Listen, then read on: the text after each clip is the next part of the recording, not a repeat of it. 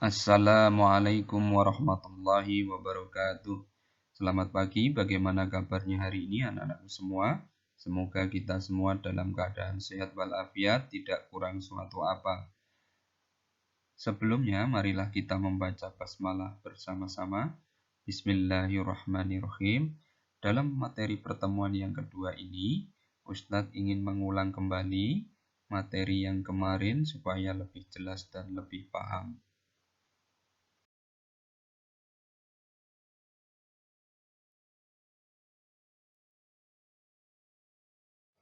Sebelum Rasulullah Shallallahu Alaihi Wasallam hijrah ke Madinah, terjadilah baiat.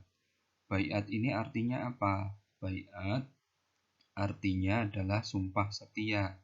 Karena terjadi di Bukit Aqobah atau di daerah Aqobah yang terletak antara Mina dan Mekah, maka dinamakan baiat Aqobah.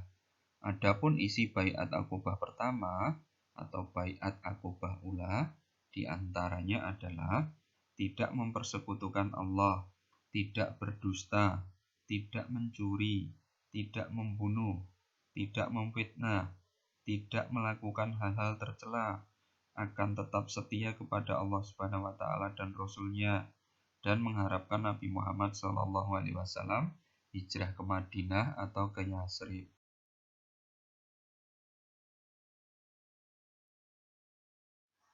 Setelah terjadi baiat Aqobah pertama, setahun kemudian terjadi baiat Aqobah kedua yang terkenal dengan baiat Aqobah Kubro. Adapun isi dari baiat Aqobah Kubro ini adalah kesanggupan penduduk Yasrib atau Madinah untuk melindungi Nabi Muhammad SAW dan membantu penyebaran agama Islam.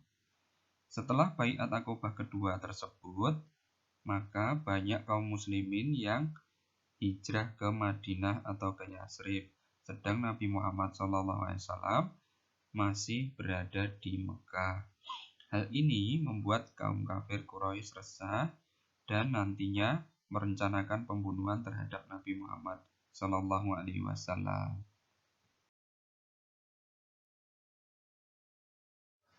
Faktor-faktor penyebab hijrahnya Nabi Muhammad SAW ke Madinah diantaranya yang pertama, adanya cobaan dan tekanan dari kaum kafir Quraisy. Kemudian yang kedua, adanya jaminan keamanan dari penduduk Madinah.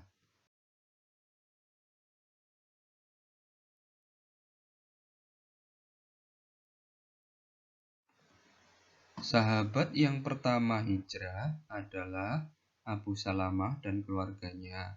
Baru disusul sahabat Umar bin Khattab, sahabat Hamzah, ini paman Nabi, kemudian sahabat Utsman bin Affan, dan sahabat-sahabat yang lainnya.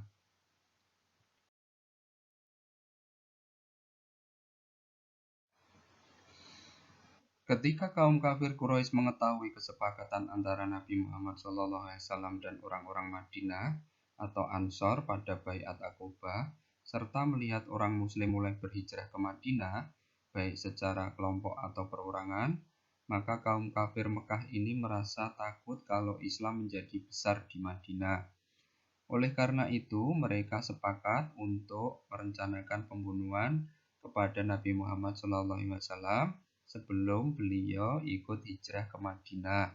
Tepatnya pada hari Kamis 26 Safar tahun ke-12 Hijriah, bertepatan dengan 12 September 622 Masehi, orang-orang Quraisy ini mengadakan pertemuan di suatu tempat yang bernama Darun Nadwah dengan agenda pertemuan membicarakan cara yang tepat untuk membunuh Nabi Muhammad SAW.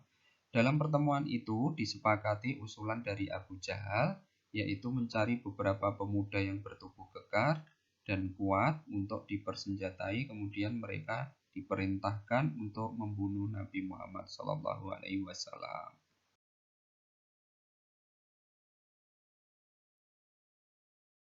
Oke, sampai di sini pertemuan kita yang kedua kali ini mengenai latar belakang hijrahnya Nabi Muhammad SAW, yakni mengenai baiat Aqobah baik pertama maupun kedua, mengenai faktor-faktor penyebab hijrah Nabi Muhammad SAW ke Madinah, serta sahabat yang hijrah pertama kali, kemudian rencana pembunuhan Nabi Muhammad SAW.